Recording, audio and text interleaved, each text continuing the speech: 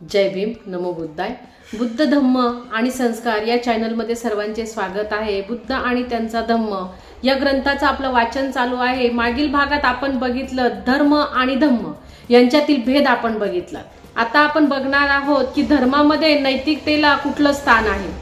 आणि खरं सांगायचं तर धर्मामध्ये नैतिकतेला कुठलं स्थान नाही, कारण धर्मामध्ये आत्मा, ईश्वर, प्रार्थना, पूजा, पाठ, यज्ञ, याग यांना महत्त्व आहे. त्यामुळे माणसावरती प्रेम करणे म्हणजे नैतिकता, आणि या नैतिकतेला कुठेही कोणतेही स्थान नाही. धर्मामध्ये नैतिकतेला कधीतरीच महत्त्व देतात, कारण तिचा उपयोग शांती आणि व्यवस्था कायम राहण्यासाठीच फक्त वापरला जातो.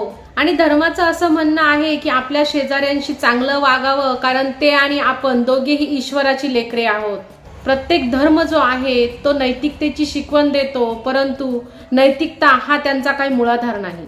नैतिकता जी आहे तर त्याचं धम्मामध्ये स्थान एखाद्या इंजिनच्या डब्यासारखं आहे, म्हणजे हवं तेव्हा ते जोडायचं, हवं तेव्हा ते तोडायचं, या पद्धतीचं स्थान त्यांनी नैतिकतेला दिलेलं आहे. आणि म्हणूनच धर्मामध्ये नैतिकता कुठलीही परिणामकारक नाही, आणि या उलट धम्म जो आहे त्यामध्ये नैतिकतेला स्थान आहे. याचं उत्तर असं आहे की नैतिकता म्हणजेच धम्म आणि धम्म म्हणजेच नैतिकता. धम्मामध्ये प्रार्थना, कर्मकांड, यज्ञ, याग यांना कुठलंही स्थान नाही. धर्मामध्ये नैतिकता यालाच महत्त्व आहे. माणसाने माणसाशी मैत्री करावी किंवा माणसाने माणसावर प्रेम करावं, यातूनच नैतिकता ही धम्मामध्ये उदयाला आली. कारण धम्मामध्ये ईश्वराला महत्त्व नाहीये, आणि म्हणूनच नैतिकता जी आहे तर ती माणसाच्या कल्याणासाठी आहे, हितासाठी आहे. म्हणूनच धम्मामध्ये नैतिकतेला महत्त्व आहे. आणि फक्त नैतिकता पुरेशी नाहीये, तर ती नैतिकता जरी असेल तर ती पवित्र असली पाहिजे, ती अपवित्र नको. आणि कोणती वस्तू पवित्र किंवा अपवित्र कशी असते, तर त्याच्यामध्ये अशी श्रद्धा असते की काही वस्तू ज्या असतात त्या पवित्र मानल्या जातात आणि काही अपवित्र मानल्या जातात. जेव्हा एखादी वस्तू जी असते ती पवित्र परिघामध्ये जेव्हा प्रवेश करते, तेव्हा याचा अर्थ असा असतो की तिच्या विरुद्ध आचरण करता येत नाही, आणि तशी मान्यता सुद्धा नसते. आणि या विरुद्ध जी गोष्ट अपवित्र असते तर त्याच्या विरुद्ध आचरण करता येतं. त्याच्या विरुद्ध आचरण करताना माणसाला कुठलं भय वाटत नाही. पवित्रता ही जी आहे तर ती धर्माशी निगडित असते, त्यामुळे तिचा जर भंग केला तर तो धर्मद्रोह म्हणून मानला जातो. आणि मग नैतिकतेला पवित्र का मानले आहे, तर नैतिकतेला पवित्र मानण्याच्या 3 तत्वांनी महत्त्वपूर्ण आहे. पहिलं तत्व जे आहे तर ते सामाजिक हितासाठी आणि कल्याणासाठी आहे. याची उत्पत्ती अस्तित्वाचा संघर्ष आणि बळी तो कानपिळी या सिद्धांतामध्ये आहे. जीवन संघर्षाचा परिणाम म्हणजे उत्क्रांती हे सामान्य ज्ञान होय, कारण प्राचीन समयी अन्नाचा पुरवठा जो होता तर तो सीमित होता, मर्यादित होता. संघर्ष तीव्र आहे, भयानक आहे, निसर्गाची दंत रक्तरंजित आहेत असे म्हटले जाते. या जीवन संघर्षाला, जो जीवन संघर्ष भयानक आहे, रक्तरंजित आहे, त्यात केवळ योग्यतमच जिवंत राहतात, म्हणजे जे शक्ती संपन्न आहेत तर तेच श्रेष्ठतम राहतात. आणि समाज व्यवस्थेने याचं उत्तर होकारार्थी दिलेलं आहे. आणि मग दुसरा प्रश्न असा उपस्थित राहतो की जे दुर्बल आहेत, जे शक्ती संपन्न नाहीत, मग त्यांचं काय? त्यांचं संरक्षण कसं केलं पाहिजे, त्यांच्या संरक्षणाचे कोणते मार्ग आहेत?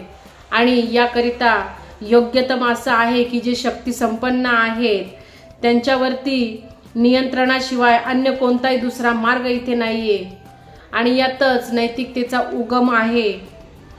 आणि म्हणूनच ही जी नैतिकता आहे तर ती पवित्र असणे गरजेचे आहे, कारण ही नैतिकता योग्यतमांवर, शक्ती संपन्नावरती प्रथम लादली गेली होती. आणि याचे परिणाम जे होते तर ते गंभीर होते. त्यामध्ये असा प्रश्न उपस्थित झाला की नैतिकता ही सामाजिक रूप धारण करण्याच्या प्रक्रियेत कुठे असामाजिक तर होत नाही ना? चोरांच्या समूहामध्ये नैतिकता नसते असं नाही, व्यापाऱ्यांच्या समूहामध्ये नैतिकता नसते असंही नाही, दरोडेखोरांच्या टोळीत सुद्धा नैतिकता असते. पण ही नैतिकता जी आहे तर ती बहिष्काराची भावना घेऊन आलेली असते, दुसऱ्याला वगळण्याची प्रवृत्ती असते. त्याच्यामध्ये ही नैतिकता आपला समूह, आपले हित यांची जपणूक, त्यांची सुरक्षा यासाठी असते. म्हणून अशी नैतिकता असामाजिक असते. आणि मग जर समाजामध्ये असामाजिक समूहांचे जर अस्तित्व निरंतर राहिलं तर मग हा समाज नेहमीच असंघटित राहील. समाजामध्ये निरंतरच असमूहाची जी विघटनाची जी प्रक्रिया आहे ती सुरूच राहील. आणि या असंघटित, असामाजिक, विघटित समाजाचा सर्वात मोठा धोका हा असतो की या समाजामध्ये जीवनाची अनेक प्रारूपे, आदर्श आणि प्रकरणे उपस्थित असतात. आणि या अशा समाजामध्ये सामंजस्य, एकरूपता आणि सर्व समाज एक संघ आहे अशी भावना असू शकत नाही. अशी विविध प्रारूपे, आदर्श आणि प्रमाणके असलेल्या समाजाला माणसाला चित्ताची सुसंगतता आणि अविरोधी भावना उत्पन्न करणे शक्यच होत नाही. न्याय, विवेक आणि अनुपातिक लाभांचा विचार बाजूला सारून जो समाज एका वर्गावरून दुसऱ्या वर्गावरती श्रेष्ठता मान्य करतो, स्तरीकृत श्रेष्ठता आणि कनिष्ठता हा ज्या समाजाचा आधार आहे, त्या समाजाचा संघर्ष हा अटळ असतो. आणि हा संघर्ष टाळण्याचं जे एकमेव जो मार्ग आहे तर तो सर्वांना समान आणि नैतिकतेचा नियम असणे गरजेचे आहे. त्याची स्थापना करणे गरजेचे आहे. हे नियम जे आहे ते पवित्र असणं गरजेचे आहे आणि सर्वांनी हे पवित्र नियम मानणंही गरजेचं आहे. आणि याशिवाय तिसराही मुद्दा महत्त्वाचा आहे, तो म्हणजे नैतिकतेला पावित्र्य आणि सार्वत्रिक व्हावी लागण्यासाठी हा मुद्दा महत्त्वाचा म्हणजे व्यक्तिहित सुरक्षित राहत नाही आणि सुरक्षितही राहू शकत नाही. वर्ग व्यवस्था व्यक्तिविशेषाला चित्ताची सुसंगती आणि अविरोधी भावना प्राप्त करण्यापासून प्रतिबंधित करते. ही चित्ताची सुसंगती आणि अविरोधी भावना समाजात समान आदर्श, समान प्रारूप, समान प्रारणके असली तरच उपजते, तरच जोपासणे शक्य होते. वर्ग व्यवस्था व्यक्तीचे चित्त विचलित होते. समाज व्यवहाराकडे साकल्याने पाहण्याची दृष्टी सुसंगत राहत नाही, ती विकृत होते. दुसरे म्हणजे वर्ग व्यवस्था भेदभावाला, पक्षपाताला आणि न्यायाला, नकाराला जन्म देत असते. वर्ग व्यवस्था ही समाजाचे स्तरीकरण करते. जे स्वामी असतात ते स्वामीच राहतात, जे दास असतात ते दासच असतात.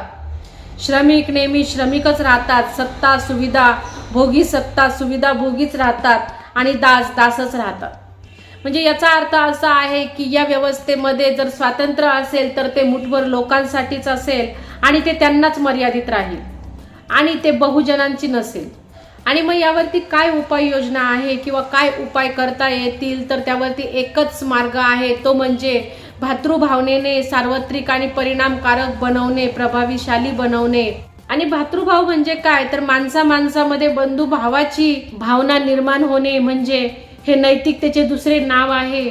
आणि म्हणून बुद्धांची देशना हीच आहे की धम्म म्हणजे नैतिकता, धम्म पवित्र आहे म्हणून नैतिकता ही पवित्रच आहे.